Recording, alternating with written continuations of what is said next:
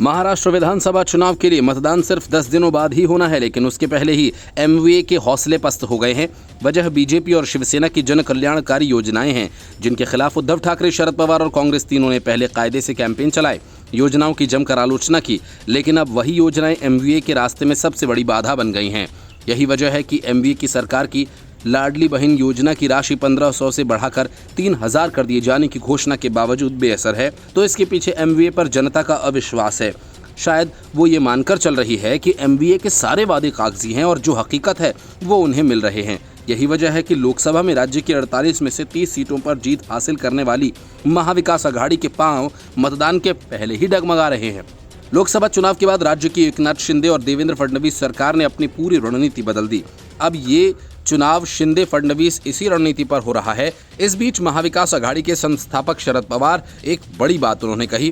उन्होंने कहा कि बीते दिनों शिंदे सरकार की ओर से शुरू की गई जन कल्याणकारी योजनाओं का निश्चित तौर पर कुछ असर होगा, लेकिन इससे मिलने वाला पैसा लोगों की जेब में नहीं ठहर रहा, वो महंगाई की भेंट चढ़ रहा है। बीच चुनाव में शरद पवार का यह बयान काफी मायने रखता है। लोकसभा चुनाव में हार के बाद महायुति की सरकार ने राज्य में लाडली बहना योजना शुरू की। इसके तहत राज्य की महिलाओं को हर महीने 1500 रुपए देने का प्रावधान है और सरकार ने बीते 4 महीने में इस योजना के तहत महिलाओं के खाते में एडवांस रकम का भुगतान कर दिया। रिपोर्ट के मुताबिक एक महिला के खाते में करीब 7500 रुपए पहुंच चुके हैं। ऐसे में चुनावी पंडितों का मानना है कि इस स्कीम से महायुति को बड़ी संख्या में महिला वोटर्स का समर्थन मिल सकता है। इस बात को शरद पवार भी खारिज नहीं कर रहे हैं। उन्होंने कहा कि निश्चित तौर पर इस योजना का महायुति को कुछ फायदा मिल सकता है, लेकिन राज्य की जनता इस सरकार को बदलना चाहती है। ऐसे में उनकी इस भावना से महाविकास अघाड़ी को फायदा होगा और उनके गठबंधन को राज्य में स्पष्ट बहुमत मिलेगा। महाविकास अघाड़ी में सीएम चेहरे के सवाल पर उन्होंने कहा कि हम सामूहिक नेतृत्व में चुनाव लड़ रहे हैं और अगर गठबंधन को बहुमत मिलता है तो सबसे बड़े दल से सीएम का चुनाव किया जा सकता है। उन्होंने कहा कि महाविकास अघाड़ी के भीतर समन्वय में कोई दिक्कत नहीं है।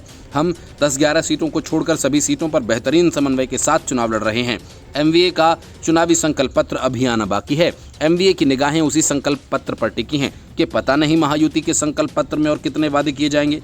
माना जा रहा है कि महायुति का संकल्प पत्र एमवीए के सपनों को तोड़ने वाला हो सकता है, क्योंकि बीजेपी कांग्रेस के झूठे चुनावी वायदों का खामियाजा कर्नाटक, हिमाचल और काफी हद तक लोकसभा चुनावों में उठा चुकी है। इसलिए अब बीजेपी ऐसी किसी गलती को दोहराने वाली नहीं है। Bureau report, news of India.